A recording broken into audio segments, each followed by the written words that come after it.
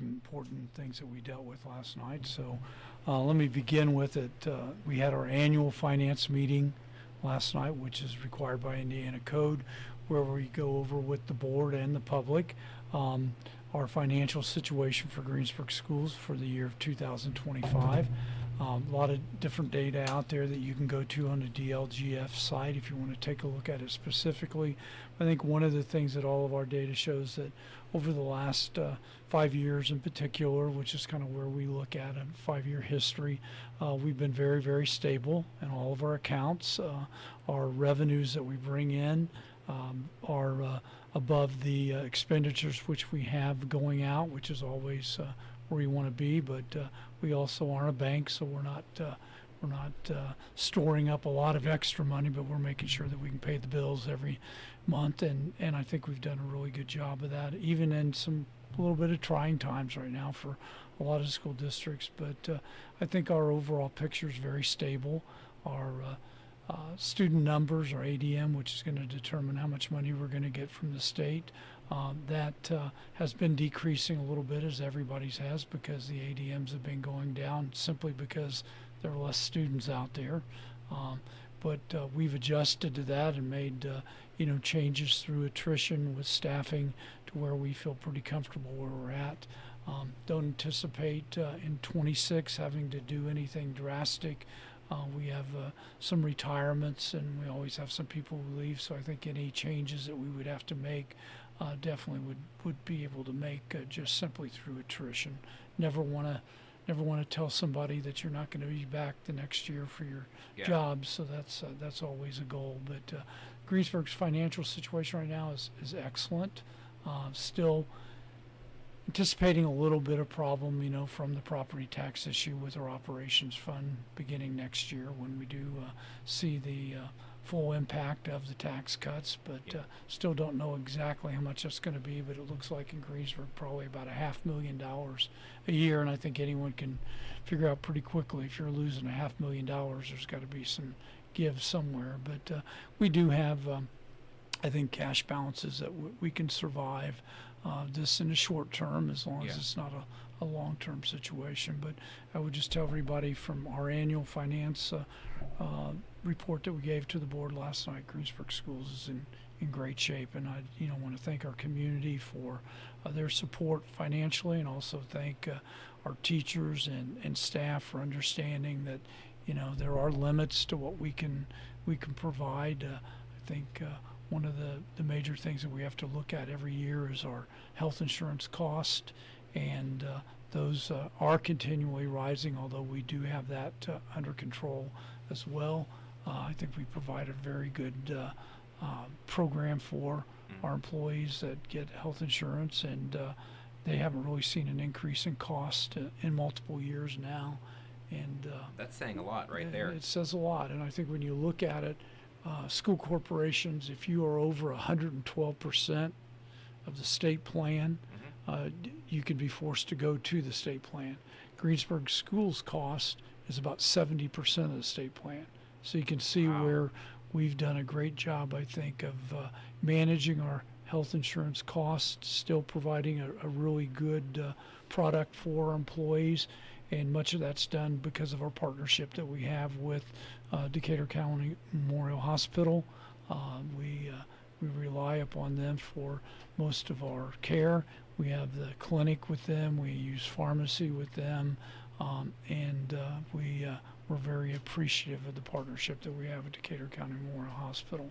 So that is something that we always have to look at financially when we look at teacher salaries and employee salaries.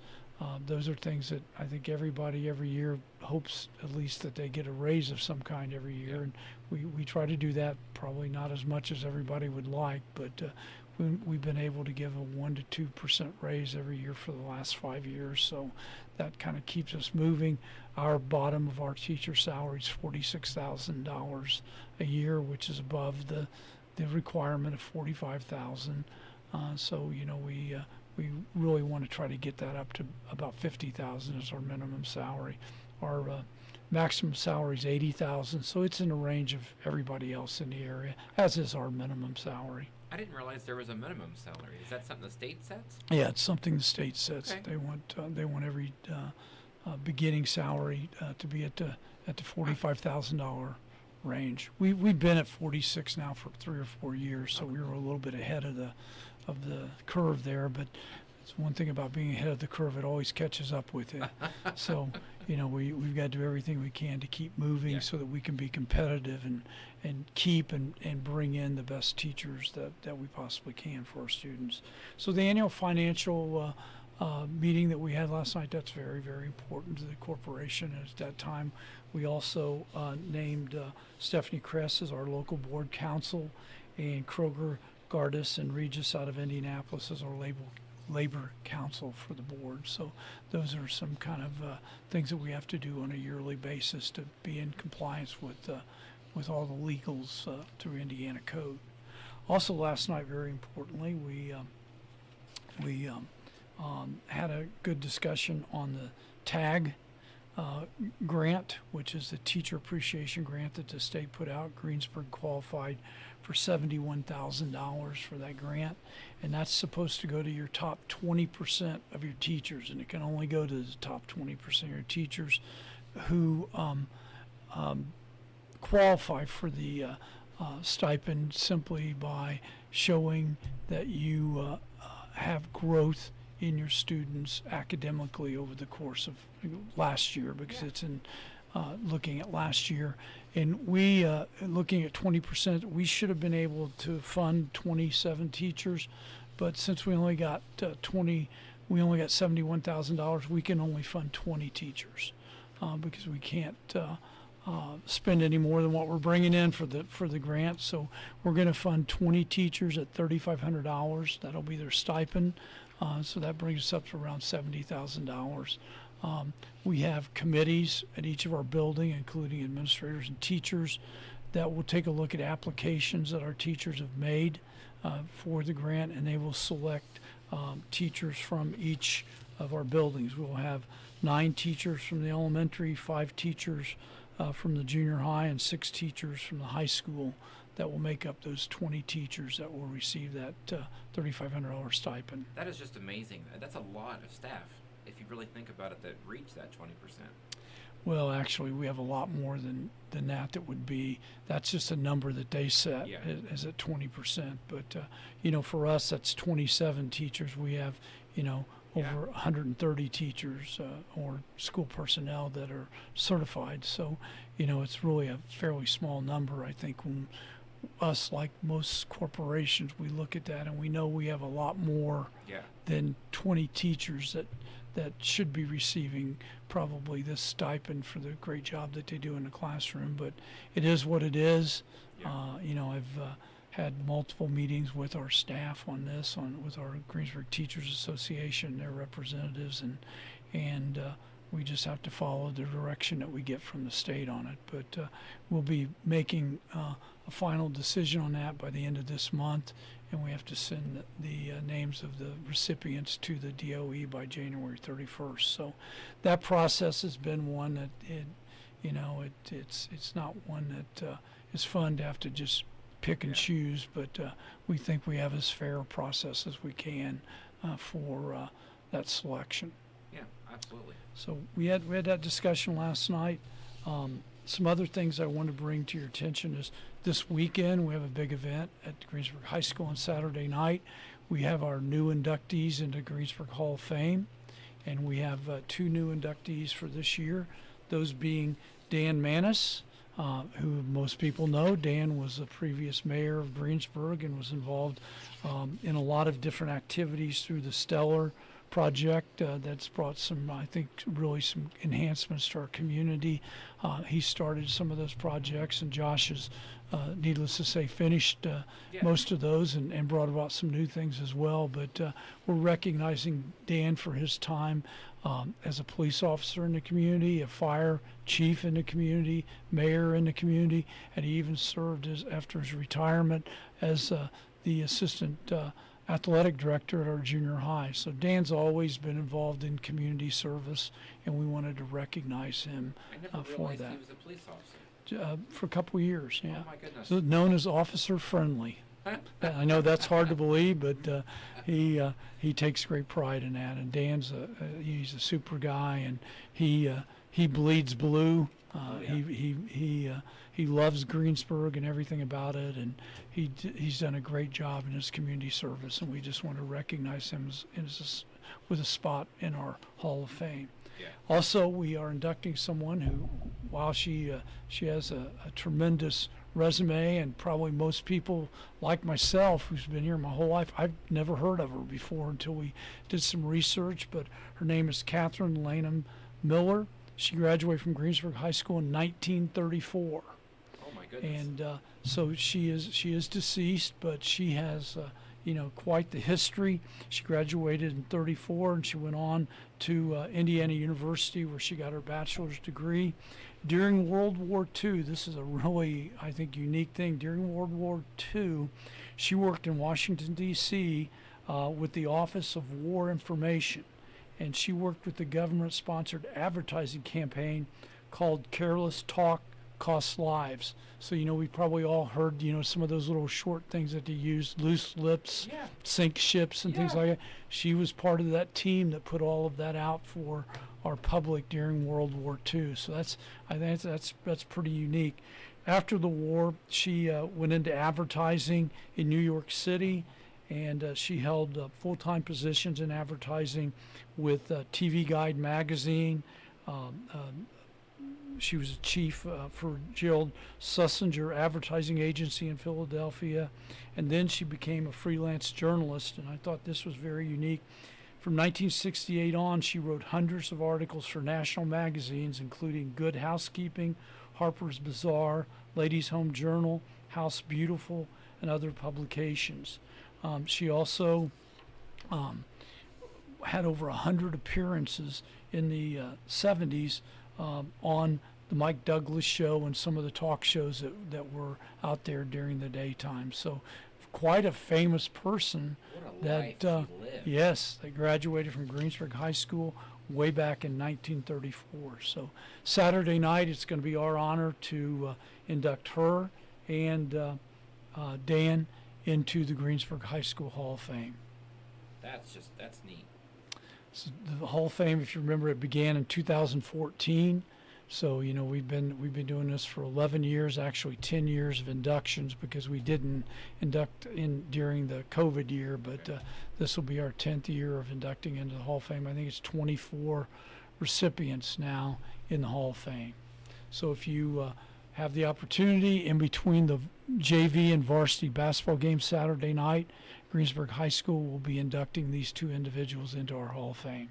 That's amazing. What a neat thing. It is. It's very neat. So, and the whole purpose of our Hall of Fame is to just encourage kids that, you can do whatever you want to do. You can be whoever you want to be after you graduate from Greensburg High School. Go out there and do great things. And when you look up on that wall of the individuals that we've recognized in the past, you'll see some names that have just done tremendous things, not only in our community, but also in our country and across the world. So it's just a great honor, I think, to be in that Hall of Fame, and we're glad for Catherine and for Dan as well. Where are those located? The plaques recognizing each individual is outside the auditorium, above the water fountains. There's a plaque for each individual. Yeah, You can okay. see them Talk up about there. And you can also go on our website, and there's a little bio for all of the recipients back to 2014, what their accomplishments have been since they graduated from Greensburg High School. So you can just go to Greensburg Community Schools website and look at Hall of Fame, and all of those recipients are on there. What a neat thing. I enjoy those type of things. You don't think about, people that have been out of school for 50 years. That's just neat. It just shows how proud Greensburg is of their people. Well, I think you look at, people like Oscar Ewing who are in it. He was one of the architects for the Medicare system that we have in our country right now. Esteemed politician during his days. You have Robert Lewis, who was the first black student to graduate from Greensburg High School, and also the first black engineer to graduate from Purdue University. So those are just a couple of the individuals that you can look up on there on that board and see. But just go to our website and just look at the bios. It's fascinating what individuals have done once they've left our school district and went on into the real world, I guess. Absolutely. Okay, some other things last night, just kind of highlight. We are in the process of developing new school calendars. And last night the board approved calendars for 27-28 school year and 28-29 school year. We also already had the calendar approved for next year, but we try to keep it 3 years out so that parents can do whatever planning they need to do for vacations or whatever it might be. Take a look at those calendars. They'll be out on our website, and really no significant changes from this year's calendar or next year's calendar. The first 3 days, if we do have inclement weather in those 3 calendars, we will be using our online class schedule rather than using makeup days until we get past those 3 days, and then we will go to our built-in makeup days. But those are on there. We will still have 2 weeks of spring break. Did some surveying on that with different individuals to see what they wanted, and one thing is they want to make sure we kept the 2 weeks of spring break, even though we do use that first week as makeup days if we were to have to use those for inclement weather. So you can go to our website and take a look at those new calendars if you would like. So those are some of the things that we talked about at last night's board meeting. Perfect. I have a question, Mm-hmm. and I've always wanted to ask you, but how's the online school going? Well, the online school, we have currently 65 kids Wow. that are enrolled. They're from a multitude of different corporations. One thing with Jennifer, who runs the online school for us, they're there every day and they provide in-house help to students. And we have many students who come in there and work with them almost on a daily basis. So we use that as one of our providing opportunities for kids. And some kids, you look at it, especially junior high school age kids, there are some kids that they just don't function well around 600 other kids. Yeah. So, this gives them the opportunity to come in, get the academics that they need. They are taught by a teacher every day in all their academic areas. We use Indiana Online to provide the instruction. And then Jennifer, she's there to help if they need any specific help. And we also have a math teacher who comes down daily in the afternoons, can provide any math help that they need. So it's just another opportunity to provide for kids that might not be successful in just an in-seat situation in school. Not that they don't have the academic abilities to do it. It's just there's a lot of drama that takes place in schools every day. I also think it represents what Greensburg Community Schools is that it's not just well, if you're not comfortable, you have to get over it and just sit in a classroom. Like, you've came up with these different opportunities to be able to really be there and focus on what's needed for the kid. Well, our brand is Think Opportunity, and I think we live that. It's always been my goal is to provide every opportunity we can for every kid, and that's why we have all the CTE offerings that we have. That's why we have all of the programs like the nursing and the early education programs, the work-based programs that we have where kids go out and work in industry and in businesses here in the community. And we also still have 50 kids a year, essentially, that graduate from Greensburg High School that have their first year of college done. So we offer right at 60 dual credit classes at our high school. So there really isn't any area that you could possibly be interested in that we can't provide opportunities for you, whether it be high academics, whether it be workforce, whether it be learning online. All of those things we make available to our kids so that they can be successful. And our goal is every single kid who is enrolled in our school district and who shows up every day and who works hard, they're going to graduate. We make it impossible for you not to graduate. If you come into school, you attend every day, and you put forth some effort, we're gonna have a plan for you to help you graduate from Greensburg High School. And I think that's been true for every year that I can remember being superintendent. We have a lot of different opportunities there, and most of our kids take great advantage of those opportunities. That's great. I mean, even as a parent of myself, I have two children there at Greensburg, and one's at junior high, one's to high school, and I can't say enough. Yeah. So. Well, I think one of the keys is having the programs, but the other key is having really good people, teachers, administrators in those buildings who make sure that when a kid comes to school every day, that their education isn't interrupted by a lot of other things that are going on in the building. And I think our teachers do a tremendous job teaching every one of their classes. And I'm in our buildings almost every single day, every building, and I walk the hallways, and I'm always just amazed at how quiet, orderly, and what's going on in those classrooms. Just sticking your head into classrooms and seeing what's going on. And currently, I'm going around to all the buildings and talking with groups of kids from each of the 3 buildings. And I just finished up earlier this week with the elementary students. And that group is, boy, they can tell you a lot in 30 minutes. Absolutely. And, the thing that makes you really feel good is after I got done having that conversation with the elementary students, how positive they were about their school experience, that they really, really like school. They feel safe at school. There are probably some things that some of them would change, but for the most part, very, very, very positive comments about the staff, about the programs that we have there at the elementary, and just a really good experience. And they gave me some ideas, and I try every time I have those conversations with the kids, they'll always give me 4 or 5 ideas that I go out and make sure that they happen, because I want the kids to see that you suggested this and here it is.